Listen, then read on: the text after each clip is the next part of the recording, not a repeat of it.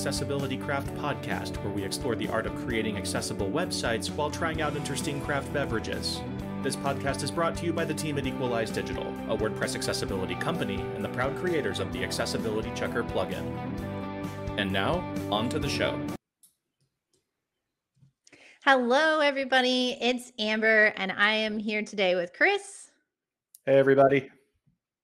And we have a special guest, my friend Isla. Hi, Isla. Hey, guys. We are so excited to have you on. Do you want to introduce yourself for all of our listeners or watchers? My name is Isla Waite. I live in Sacramento, California. Actually, I moved to Fair Oaks, which is 20 minutes away from Sacramento recently. I own a company called Simply Accessible Websites, which is fairly new. I launched that in April last year. I've been in accessibility for about 5 years, and I've been in graphic design and UX for probably a decade. Great. Well, we are so excited to have you here. And you and I know each other, which I know we'll talk more about this way later, from co-organizing WordPress Accessibility Day. Yeah. Yeah, Isla is one of the lead organizers. So, of course, we always start off all of our episodes with a craft beverage. Chris, do you want to tell us what we are talking about? And I'm going to give a quick note before you start doing that. For anyone who would like, there are show notes that you can access if you go to accessibility.com/082. Chris, what are we drinking? So I was pretty excited. When we have guests, we usually give them the opportunity to put in a request. And Isla, when you requested a Hefeweizen, I instantly got excited. One, because we haven't done one on the podcast yet, I don't think. But also, I really like Hefes, and it's perfect for the summer. So I did some shopping around, and I found one that hopefully you haven't had or even seen before, because this is a Texas microbrew, and I'm holding up the can here. It's Fenris Park by False Idol Brewing, which is up in North Texas, I think around the DFW area. And we are very excited to try this local beer. Obviously, we managed to get it out to you in the mail all the way to Sacramento, so hopefully it'll be an interesting experience. And while we crack these open, and don't worry about the mics, if you want to get the can crack on the mic, you can. So False Idol Fenris Park says that this is ideal for day drinking, beach drinking, anywhere drinking. This refreshing Hefeweizen pairs well with life. That is their words, and we will see if we think this pairs well with life, and what sort of rating we all decide to give it. I'm going to do a little bit of a pour here. Yeah, so you also poured yours. I'm going to put mine in a koozie and just drink it out of the can. I think it tastes different from a glass. You like it better out of a glass beer? Yeah. Yeah. Cheers, Well, guys. it gives it more air, right? I guess that's why. Yeah, more oxygen contact. Also, you can smell it more, right? The open top of the glass gives you better nose. I will say, I'm holding this in front of my face just for the viewing audience, but this is a cloudy beer, which is what you would expect from a Hefeweizen. It's pretty yellow. Can't see through it at all. Yep, nice golden color. I'm going to give mine a sip. I don't understand Hefeweizen and what it is, so someone tell me this. It's not IPA. No.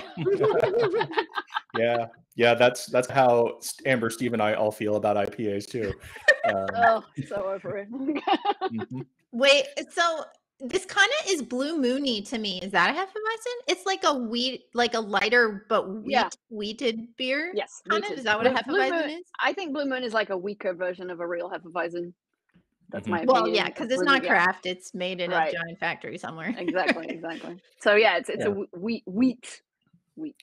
To me, this is like super classic Hefeweizen. The number one thing that I always look for in a Hefeweizen is I want to taste banana, and that's exactly the flavor I'm getting. Oh yeah, for sure.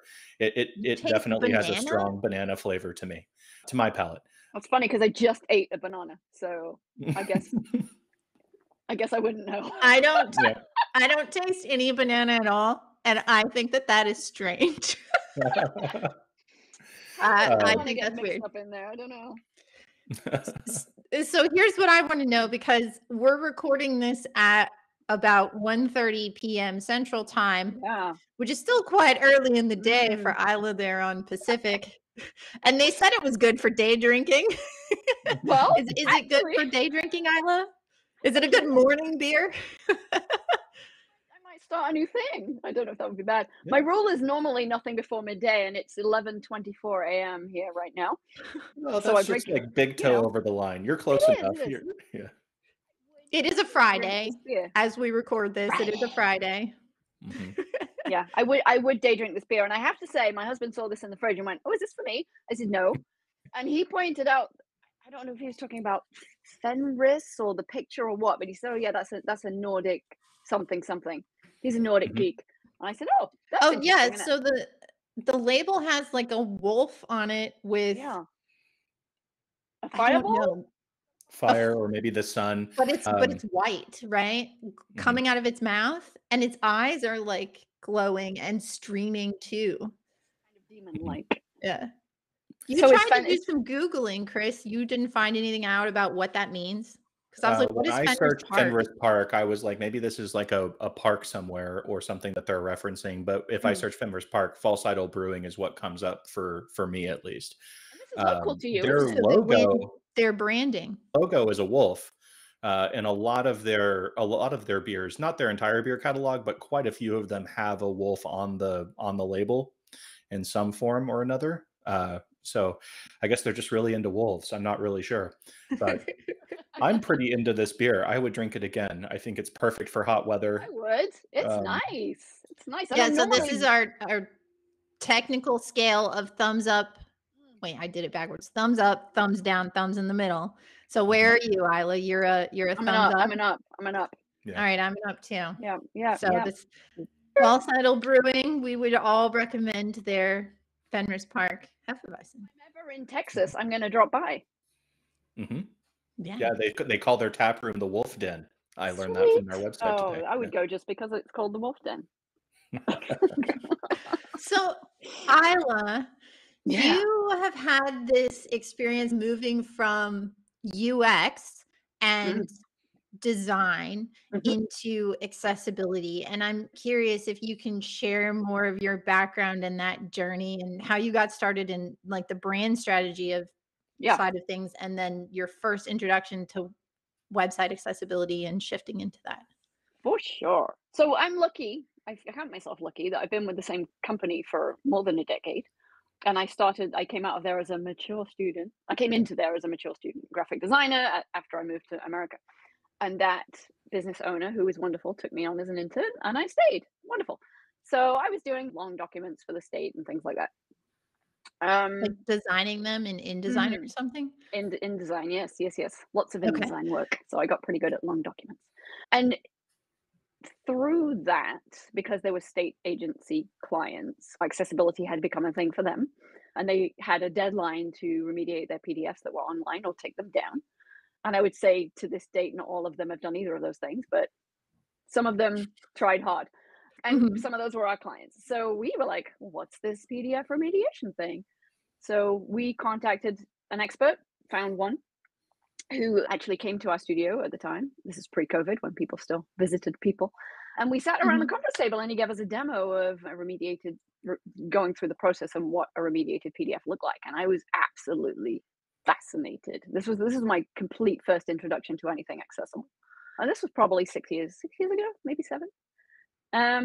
And after that, a number of things happened at once. So we had that client that we were taking care of, and then another one of our clients, who's a nonprofit, had heard through the grapevine that this was important and was asking us for help.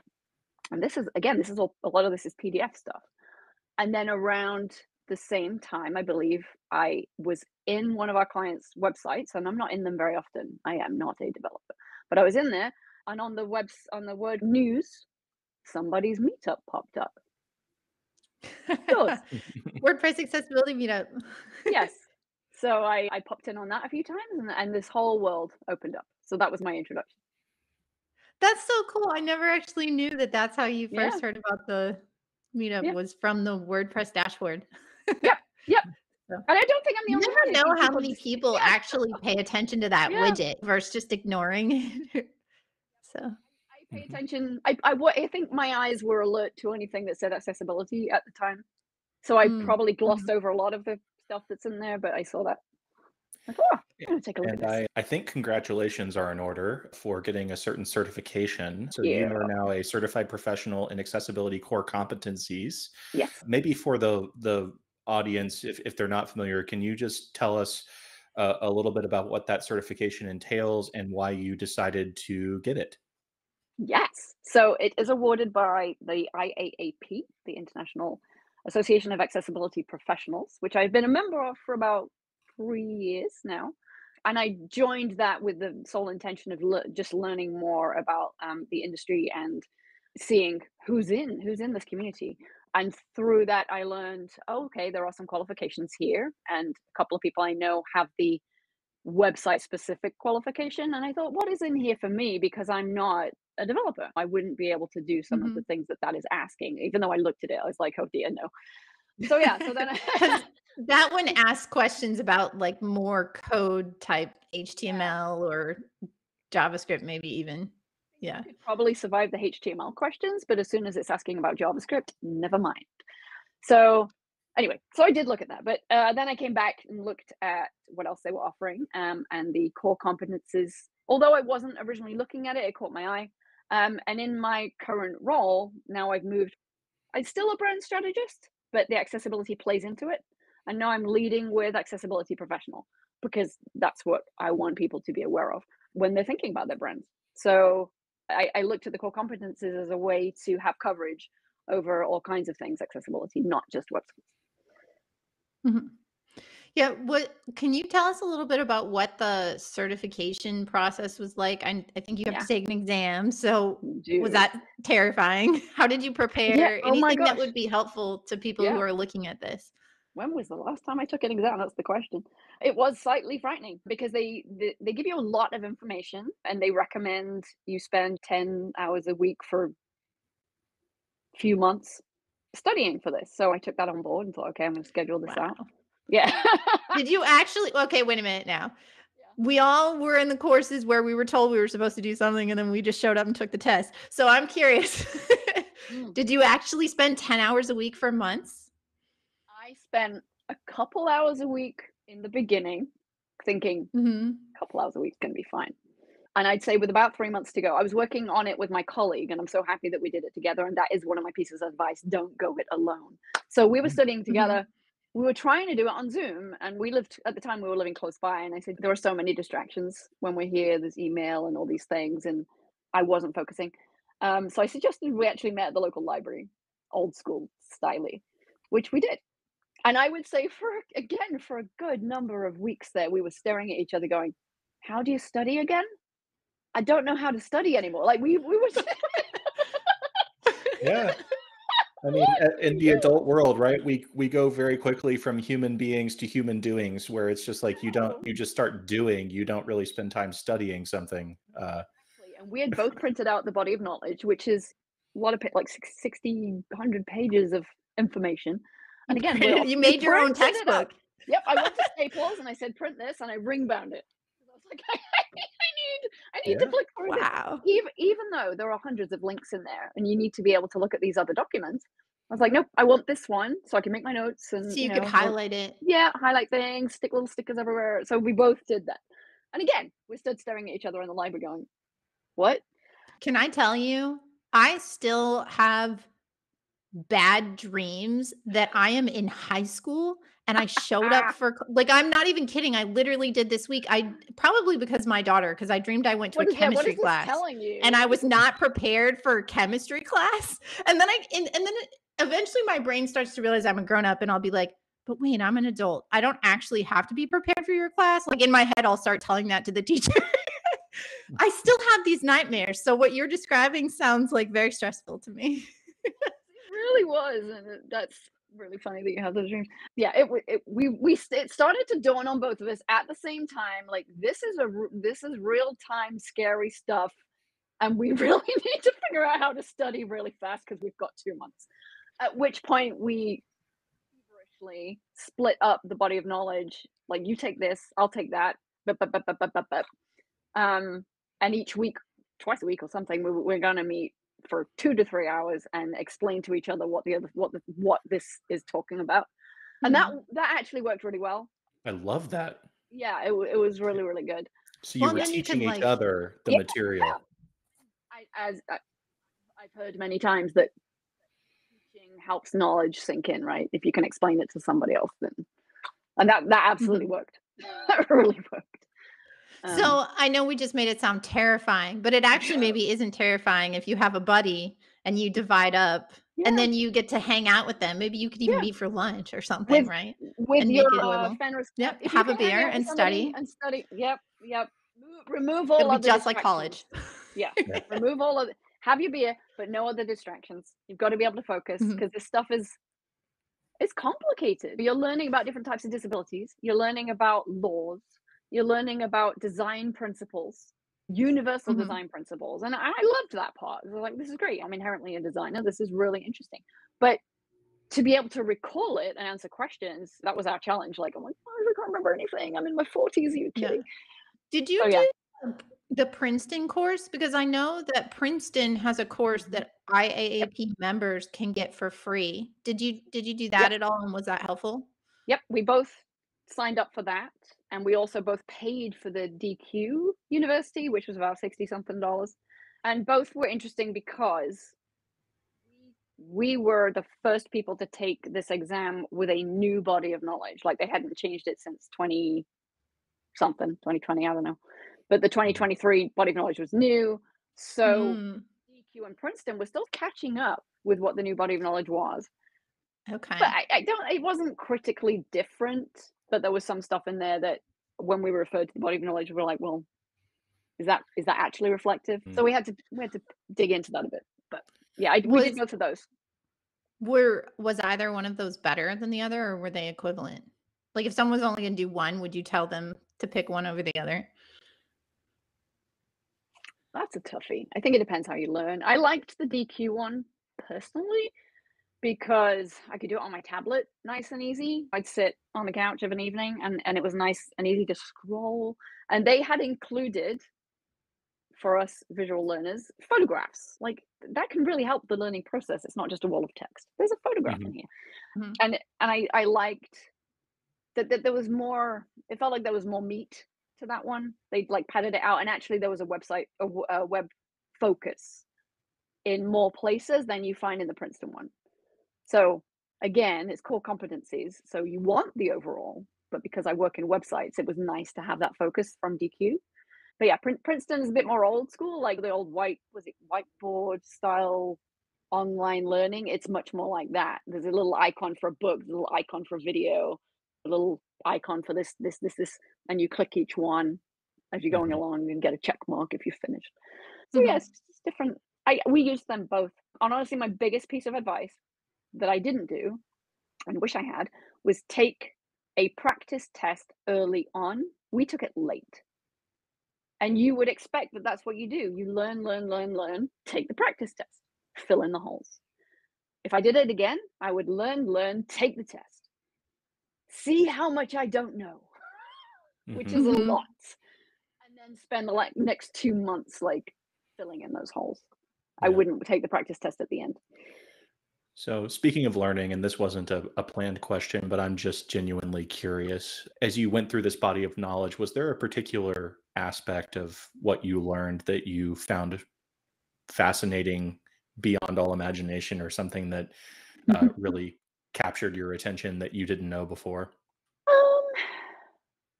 I'd say a lot of it was new and interesting to me because again, I've been in the web world, so learning about different disabilities, learning about different approaches to universal design, that was new to me. Universal design principles, whether you're taking an exam or not, everyone should learn that because it totally relates back to what we do. And I know that you guys have worked in higher ed a bit, so maybe you've come across it there. I don't know, but I find that impacts my work in general. That was very beneficial to learn about that. And I could rant a little bit that accessibility is not taught in schools, but I won't go there. But if it was, you're welcome to rant.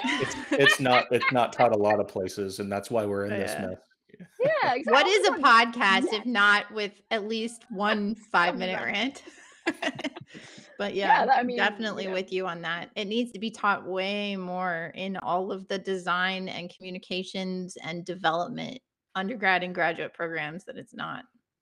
100%. I've been looking for a postgrad anything, and there's nothing. There's one I found in like Sweden or somewhere. I was like, well, great, but Well, you could probably go to Sweden. We can't. yeah. They would be like, no, we don't want you. You're from America, but you could probably. Do you still have European ability to travel all around? Because we left the EU, so I'm a British citizen, and I never got a European. I never got a yeah. European passport, but it's pretty easy to move between countries in Europe. It's not an issue. Yeah, but yeah, there's nothing. Yeah, rent. There is not enough education on accessibility at all anywhere. And Chris's point, we are in a mess because of it. Yeah.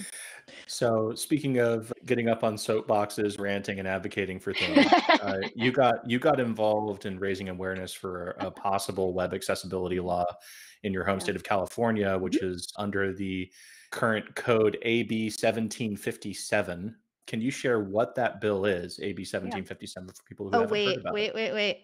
I'm going to make everyone wait for this. Oh, because it's fun. If you want to hear about this bill, you have to stay tuned because we're going to take a little commercial break and we will be right back. This episode of Accessibility Craft is sponsored by Equalize Digital Accessibility Checker, the WordPress plugin that helps you find accessibility problems before you hit publish. Thousands of businesses, nonprofits, universities, and government agencies around the world trust Accessibility Checker to help their teams find, fix, and prevent accessibility problems on an ongoing basis. New to accessibility, Equalize Digital Accessibility Checker is here to teach you every step of the way. Whether you're a content creator or a developer, our detailed documentation guides you through fixing accessibility issues. Never lose track of accessibility again with real-time scans each time you save, powerful reports inside the WordPress dashboard, and a front-end view to help you track down hard-to-find issues. Scan unlimited posts and pages with Accessibility Checker free. Upgrade to Accessibility Checker Pro to scan your website in bulk, whether it has 10 pages or 10,000. Download Accessibility Checker today at equalizedigital.com/accessibility-checker. Use coupon code AccessibilityCraft to save 10% on any plan. All right, we're back. And I will let you finish your question, Chris. So can you share what AB 1757 in California is for people who have not heard about it? Yes. How much background would you like is my question. I think we've got time. Okay. Yeah, cool. Whatever you think is most interesting. Oh, so much. So the bill is called Accessibility: Internet Websites, which I find a redundant expression because where else are websites found other than the internet? Internet websites. there is a clue here that authors are native to what this topic is, which when I started digging into AB 1757 became quite apparent. And that it's written by people who don't really understand the internet. No, they don't. So it's a little bit like when Mark Zuckerberg went before Congress and they were like, "What is Facebook?" Yeah. How does someone like something? So that's what you're saying. It felt like when you read this bill. I am, but I would say that they think they know what they're talking about, and I'm trying to be kind here. They think they know what they're talking about. They think they can relate this to physical accessibility, and you cannot. This is not solved with a ramp. Anywho, so it's in internet websites, and I'm not a lawyer, as I think we've already stated, but I'm not a lawyer. I am just a concerned business owner who wants to understand how this bill is going to impact me. And I started digging in probably 6 months ago, truly digging in. How did you hear about it in the first place?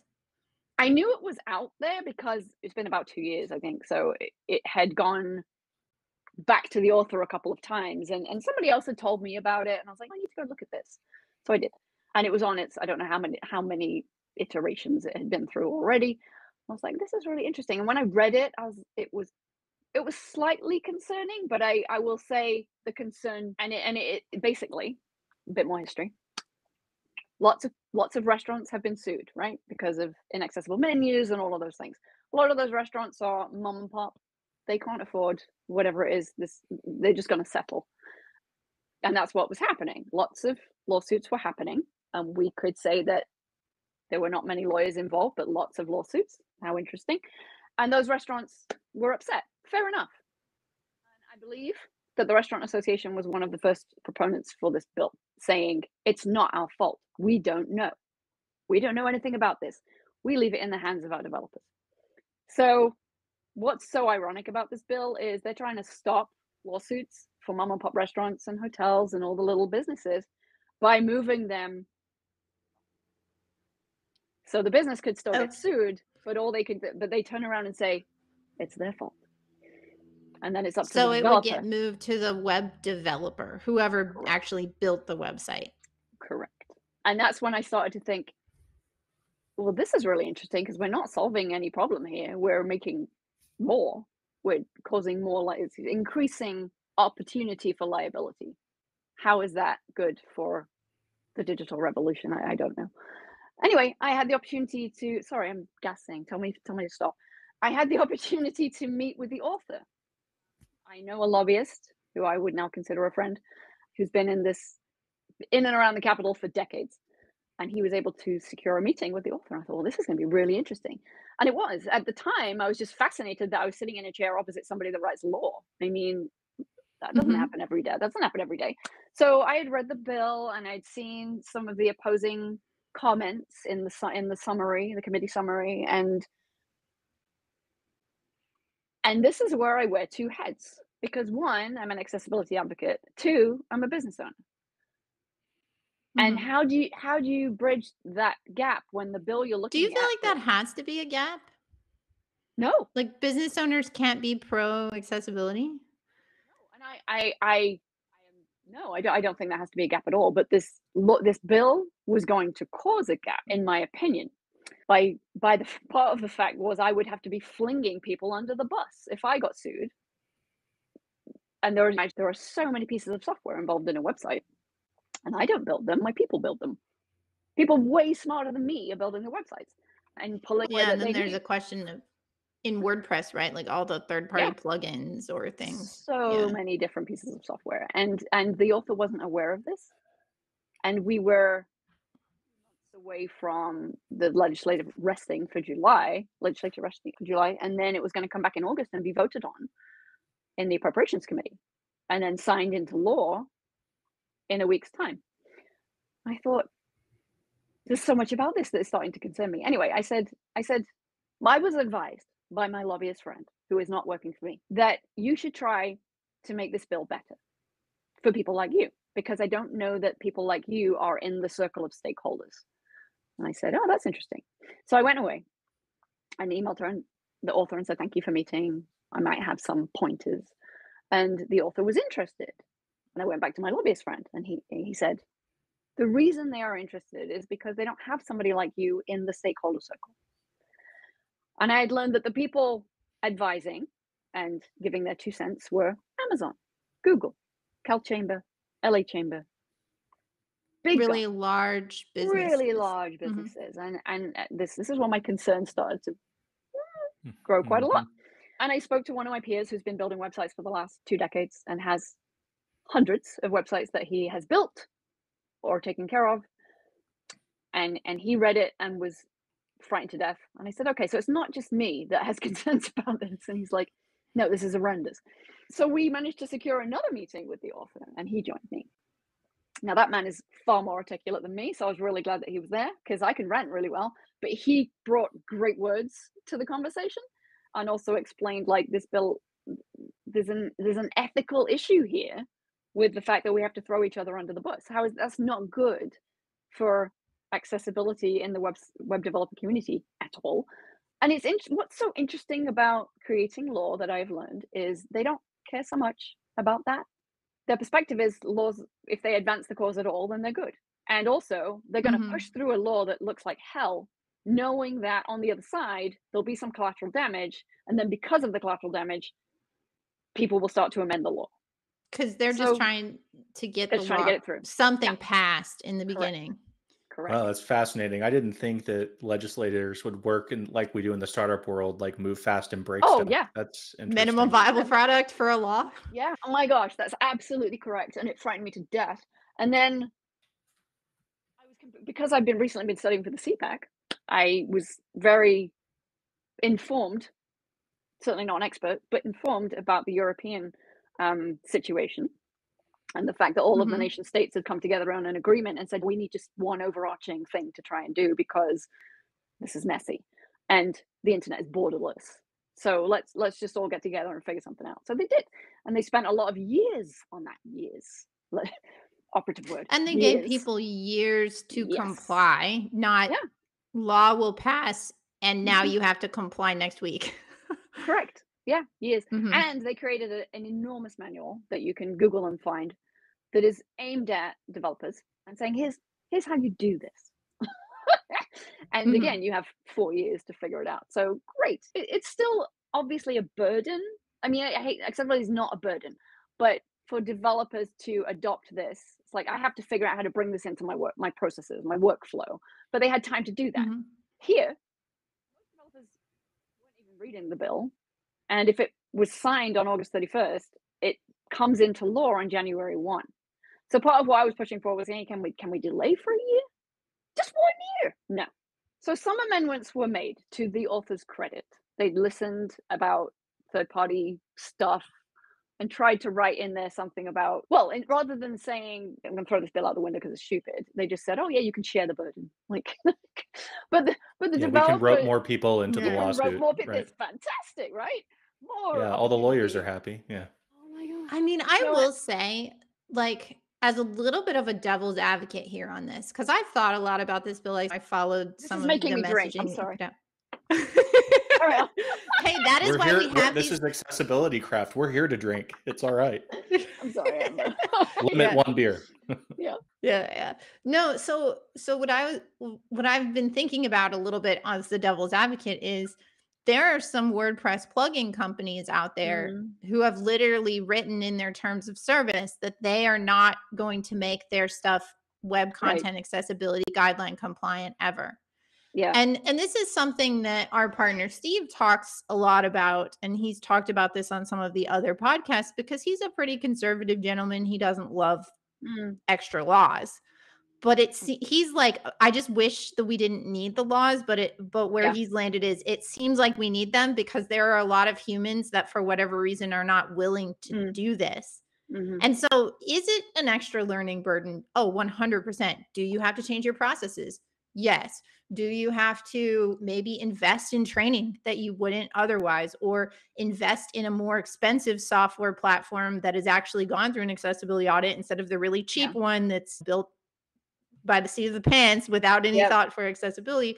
True. Yes, it could increase costs, but if this is the thing that's going to make the internet better for what 25% of people in the world, maybe that's worth it. I don't know. Yeah, That's no, my devil's advocate thought on this. it's a great point, and it keeps me real because I have a tendency to see the good in people and think no one's trying to screw up on purpose. But when you've written into your terms that I'm not gonna make this accessible, then yeah, there has to be some repercussion for that. And I'm not against laws.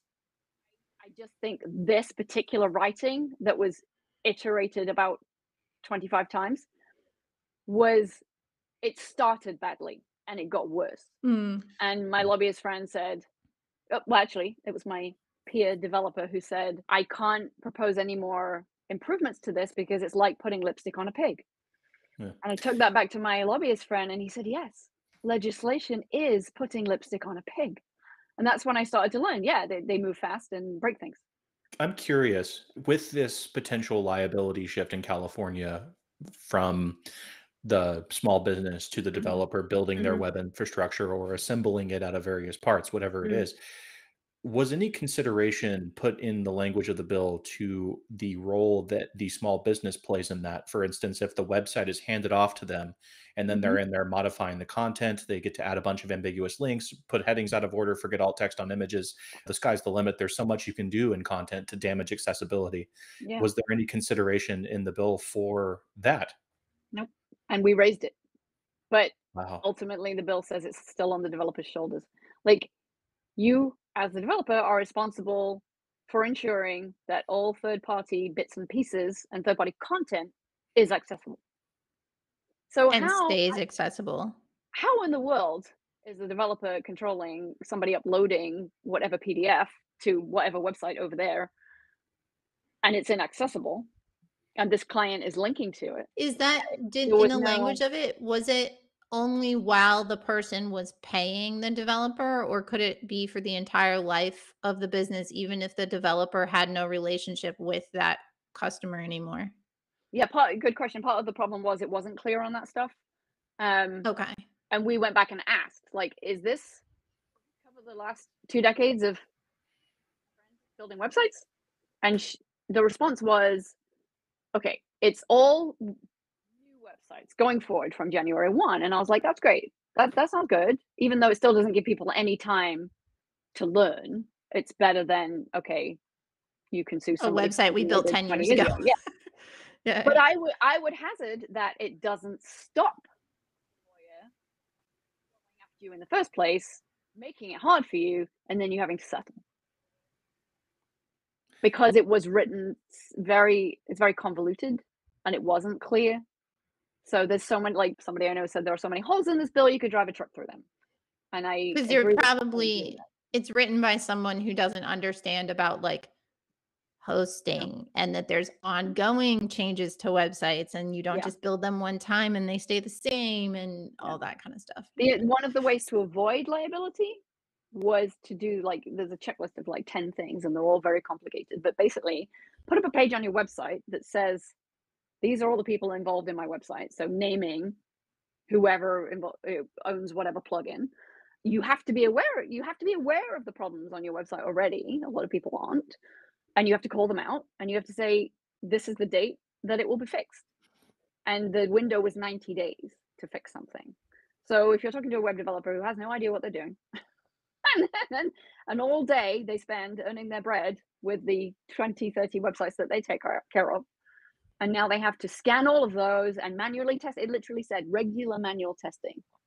And when you talk about changing workflows and processes and it costing more, yes, it does.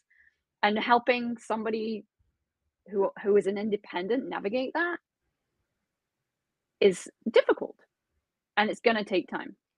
So what yeah. I think of as an impact of this bill from an agency perspective is that there are going to be a lot of agencies who will decide that they don't want to build websites for California companies or companies who sell to customers in California, whether or not the company is listed there. So like e-commerce, right? Yeah. Or if they do, they're going to see it as a greater risk to them. Mhm. And then they are going to increase a lot more.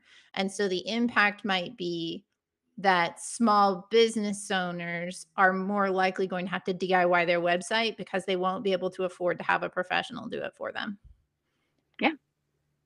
Yeah. And then they can't hand off liability. Or maybe they hand off liability to Wix. I don't know, right? Yes, so that's a whole other conversation. Yeah, and thereby sending accessibility careering backwards. By not helping people who are already building websites to get better accessibility and penalizing them rather than educating them, people will stop being web developers. And California is already screwed as far as businesses wanting to stay here. It's getting harder and harder to run a business in California. Yeah. Yeah, it is really interesting. So what is the current status of the bill? From what I've been told yesterday, some language that I couldn't read because it's legislative language. The word failed was used and then some number. I sent that to my source and he said, this means it's dead. He's like, good spot. Okay. Because this means it's dead. It didn't meet its deadline to get out of committee. Dead. I was like, okay. I mean, again, I feel conflicted. Mm-hmm. In forums where I've spoken up and said, this bill is not good for small businesses. Everyone needs to read this bill. Pay attention. And I've had people tell me, yeah, but it's good for accessibility. So basically wind your neck in. No, I'm not going to. I believe I believe in standards. I believe we like, to your point, Amber. Yes, laws they make sense for people that are actively avoiding doing the work, but this isn't a good bill. This isn't a good. It doesn't. Mhm. I don't think it advances the cause at all. So dead at last. Okay. Hearing. So anyone But who it will was come back. following it and was worried about it maybe doesn't have to be worried about it right now. And I think it will come back, and that's okay. We just don't want the nonsense to come back. Let's figure out a way to do this that is logical and doesn't put a bunch of people Mhm. out of business. Yeah. So I think bigger picture on all this, it's interesting, right? Because this got you very involved on the legal side of things, following Yeah. it and actually having a meeting with a senator in your state multiple times. So I'm curious, was that interesting? Was it overwhelming to get involved with the legal side of things on Mhm. that? Is that something that you think you'd recommend to other business owners and accessibility professionals to be watching for in their own states and getting involved with? 100%. Yeah. I mean, you don't have to be a legal person, clearly I'm not, to be tracking something and asking questions. Somebody once told Mhm. me, not even in California, in America, people vote against their own interests because they don't read. So They don't understand what they're voting for, you mean? yeah. Yeah. And I think it goes along with the current climate where we're so polarized, right? Everyone knows Mhm. this. You think if something is advocating for something, it must be good, and therefore it's a yes. But when you get into the nitty-gritty of it, is it really? Is it really good? Yeah, I forget where I read this or where I heard this, but I think it's a good little nugget of wisdom that if you read the fine print of the bill, the title of the bill is actually usually the polar opposite of what the bill actually does. That's really good. I like that. Yeah. Yeah. Yeah. I think everyone should, obviously it's time, and I completely respect that smaller businesses for sure, they're just paying attention to getting people to pay their invoices and producing good work, right? That's what they're doing. Mhm. And I put myself in that bucket for sure. But something about how this process works or doesn't work got me really sucked in. And I will now continue to be interested and involved because of what I've experienced. So, on top of all the other work that you're doing on this bill and getting your business going and CPAC and all that, you're also a lead organizer for WordPress Accessibility Day, like Amber mentioned at the top of the episode. That just opened for registration, so we should probably talk about that. Yeah. Can you give the elevator pitch for WordPress Accessibility Day if no one has heard it? I love that you say elevator pitch because I'm absolutely terrible at elevator pitches, but I can give you words. Give My us the words. long-winded rant on why we should go to Accessibility Day. Here's the best part about this, right? This is the best part about all of it. It's not. It's wonderful. There's nothing bad about WordPress Accessibility Day. So yay, I want to talk about it because it's total contrast to all the other stuff we just talked about. So let's see. WordPress Accessibility Day is the best accessibility conference in the world and free. Not because it's free. Content is for everyone. And you don't have to understand what accessibility is to attend something. Like in my opinion, Mhm. the whole point is these are grassroots people doing real work. They've learned things. They've polished their own processes, and they want to share that. Like, oh my goodness, people want to share things. That's awesome. And that's why I love this community so much. I see it all the time. I'm not in Slack that much, but when I am in there, people are asking questions, people are responding, everybody wants to help everybody. That's why I love this community so much. I'm so glad I got involved. I'm so glad I'm on this team because it's just a wonderful effort to move the needle, and not just in America, it's global. There you go. Yeah. Yeah, so it's a 24-hour single track conference on Zoom, and we have live captions and sign language interpretation. And no matter where you are in the world, there's going to be sessions during your business hours or during your happy hour we can't see you, so you can wear your pajamas and drink a beer and watch accessibility talks. Your picture's So. way more polished than mine. But yeah, 24 hours of free. I think you had them at pajamas and beer. Yeah. Yeah, maybe next year Accessibility Craft should sponsor. There you go. Yeah. And it's not just for developers. And I have found that a lot of these conferences can feel intimidating. It feels like you need to know something to attend, to be able to have a conversation with somebody who's there. Oh, I need to know stuff already. And that's not the case at all. I think it's very welcoming to people who are just beginning their journey. And that, again, that's the best part about it for me, because I have a tendency to look at these people just trying to do the work and trying to figure out, how do I bring this into my life? And I think WordPress Accessibility Day does a nice job of getting a toe in the water for a lot of people. But there's such a range of speakers. It's something for everybody. Yeah, we've tried really hard to do that, have some really technical talks and some that are more design focused or even business focused, that kind of thing. So I know we haven't published the schedule as of recording this. I think it'll be out by the time this episode releases. Have you looked at it? Do you have any sessions that you're looking forward to or that you want to tease? I have glanced at it, and it's nice to be privy to that. It's funny because I do sometimes attend the intro knowledge stuff just to make sure I'm not missing anything. Yes, I've seen stuff about alt text a number of times, but somebody else has not, and I want to see it as if I was brand new again. I think all of us in this industry should always revisit the basics, right? So those, but most of all, I like the culture stuff, building a culture of accessibility, anything that touches that. And I know there is one in there about building a developer sort of group mindset about accessibility. And I think that speaker's from Hungary. And that's what I get most excited about. I want to hear from people globally doing this, because what is better than having a global approach to something that affects people globally? I mean, it shouldn't be siloed to just one country or one state.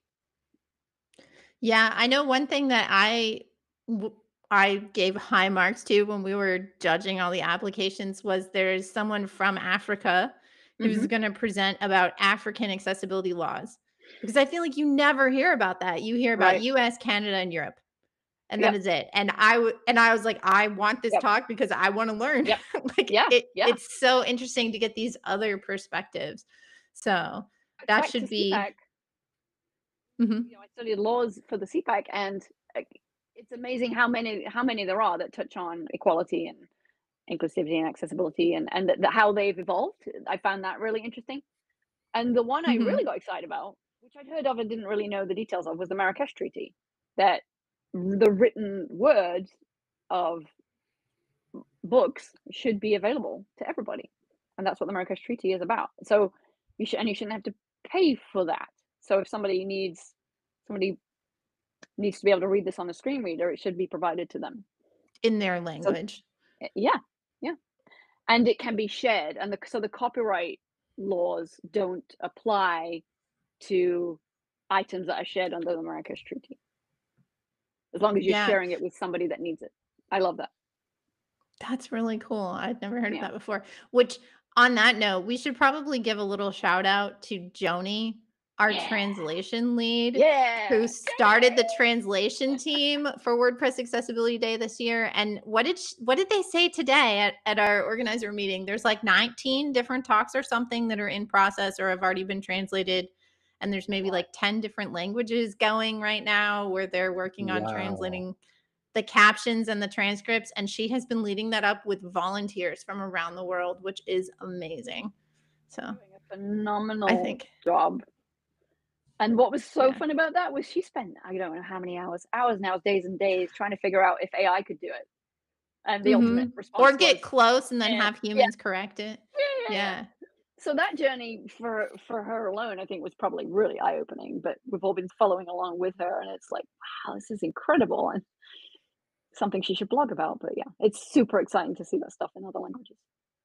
Good for you, Joni. Yay!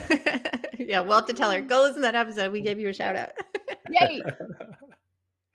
So to close things out here, because we're getting close to an hour, Isla, how can people get in touch with you if they want to follow up about Mhm. laws or advocacy or your business or CPAC or any of it? And Yeah. feel free to just give the whole thing, website, social platforms, all of it. Cool. Well, look, I'm not on many social platforms. I'll be quite quick. I am on LinkedIn, Isla Waite. I have a website, so that's simacweb.com, SIMACC web.com. And we do remediation, accessible PDFs, and build websites. And we also train in-house designers not to be scared of accessibility.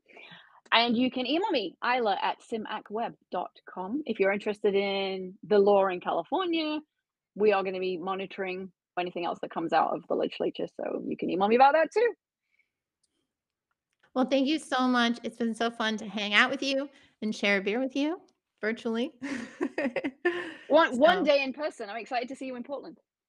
I know, yes, we will be at WordCamp US, and I think we're going to organize a accessibility craft meetup.